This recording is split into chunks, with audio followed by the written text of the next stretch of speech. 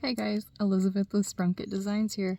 I thought about having this be a live video, but I'm just going to have this be a normal video that I'll upload.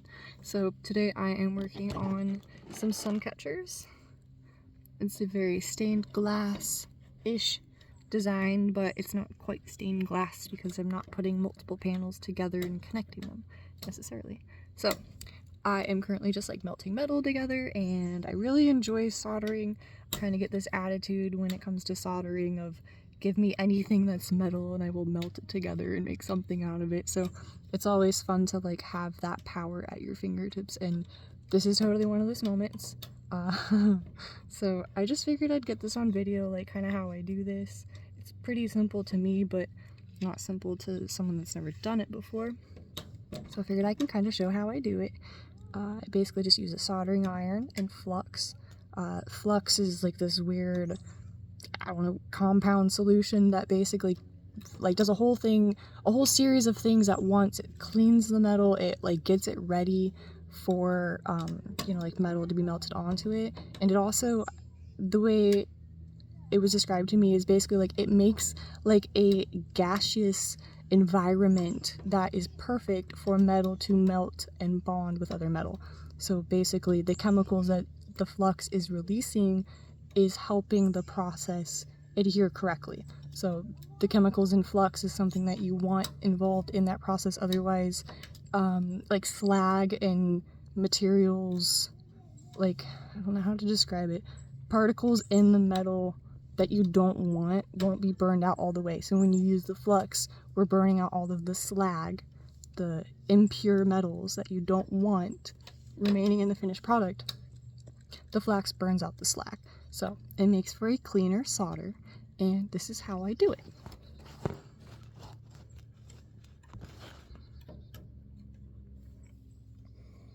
Okay, so I'm going to attach a little chain piece right here, and I'm going to start by putting flux right here. I just literally dipped it into the flux.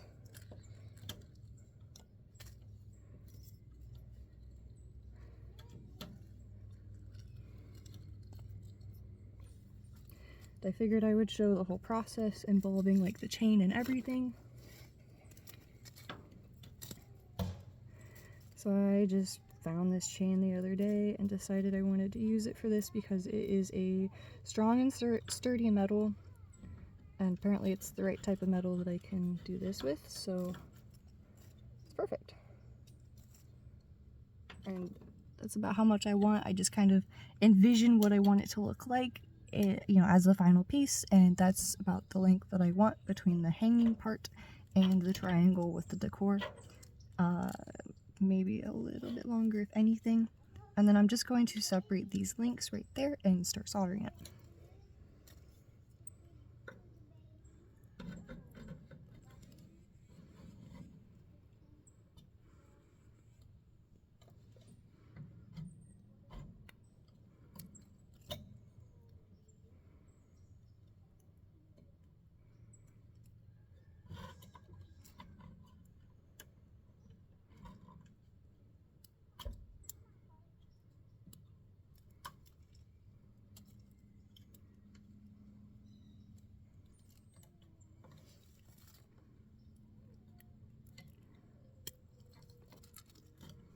Okay, so you might notice these links are very different than like normal jump rings. They're not just circles. They are actually like a two-part thing. That's awesome, buddy. Thanks for giving them fresh foliage. Okay, so there's like two halves. So this is one half that I've separated apart, and then the other half is like that. I see it's not focusing on it. Okay, you can kind of see that it's like an open claw, almost. There you go, you can see that it's open. Very much like this is open, but it's open wider. Okay, so I'm going to open this up a little bit more, because what I found doing the other one is that when I open this up wide enough, and this is how I break my nails, yeah. So when I open it up wide enough, then the glass can actually like go into that, and these links become like a little holder for them. Okay, so there we go. And this will show what I'm talking about. Okay, so the link is open and it's going to go on here like this. Okay, so I'm going to dip this in flux. Okay, actually I'm going to use a stick and put flux on it, that way y'all can see what I'm doing. It's not like it needs a whole lot, but it needs enough.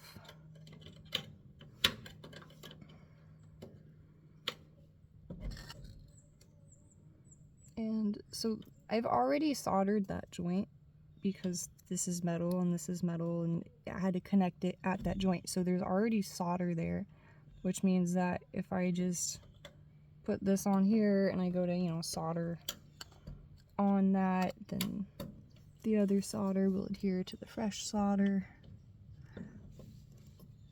Basically, you want the same kind of metal attaching to the same kind of metal. And that's probably confusing, but what I mean is the metal that I've melted on here and on here, that's the same metal that's going to be making a connection. So basically, you know, part A and part B both need to have the same kind of melted metal on them in order for it to join. There we go. Hopefully that's a better explanation. So to show everything, cleaning the tip of the soldering gun. Takes off any slag, any impurities. Sometimes I scrape excess crispy black stuff off with metal. And you can see how the tip is a different color now. It's like copper and almost silver on the tip. Okay, so there we go. Tip is clean.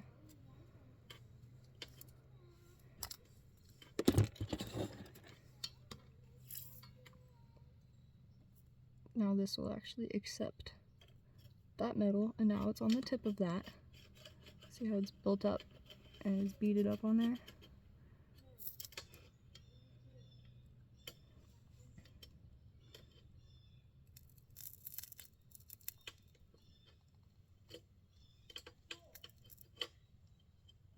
So I'm just going to slip that over the end, and now I'm just transferring metal from the tip onto the metal that's there. And notice how I have to kind of leave the tip on it for a second, let it melt the metal, and when it cools I can see it change color and it looks different and it's set, it's hardened. Okay, now the front is soldered but the back is not. You can see that it's still very much not attached and it's separate. So I'm going to come back in. It looks like it needs more flux. It's very fluxless and naked. So I'll take my handy dandy stick. Oh, not that much flux. Put some flux on it. Ta-da. Clean the end of my tool. Get some metal on it. I want a decent amount of metal because I'm kind of filling a gap here. And then I'm going to start by touching the glass first, or like the metal on the glass first, and getting that up to temp, and then it will attach, you know. I don't want to over explain it, but I'm starting with the glass and then I'm bringing in the other piece, that way it bonds and everything is up to temp.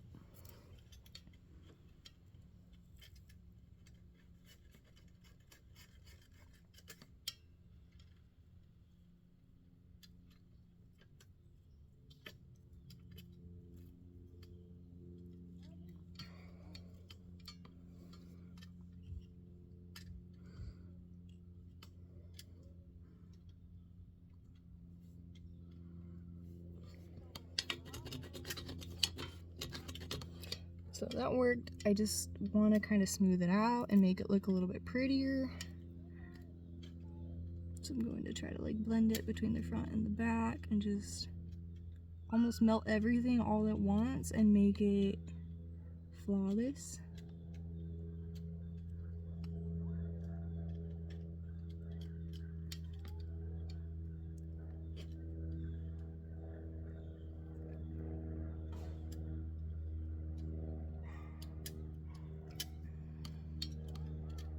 Everything's all liquidy, but I need more metal.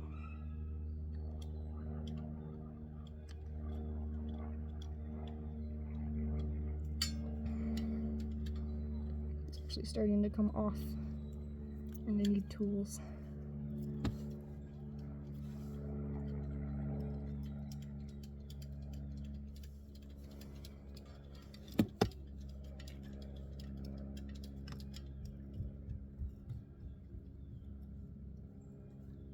Okay.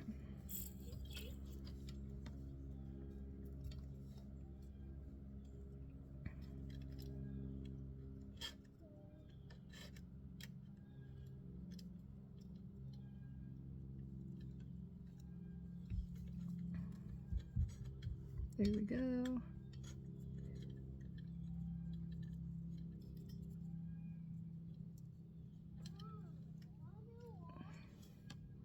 It's getting there. It would just be nice to kind of fill in that gap with metal.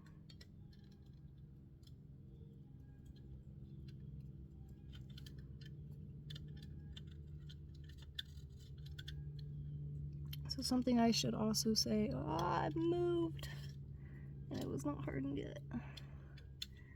I got distracted, but I was going to say that something I learned about soldering and melting metal and all of that is that if you're trying to bridge two joints, that you want them as close as possible together, because what I was told verbatim is that solder does not fill joints. It won't fill in a crevice. And I mean, I would say that's right, that things have to be touching. Okay, it's very simple. Things have to be touching, and then if there's a gap around where it's touching, the solder will fill it in.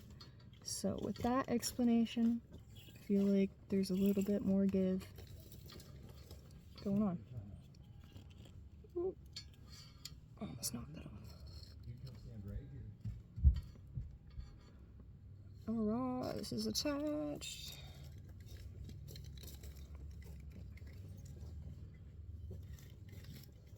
That's how long that is.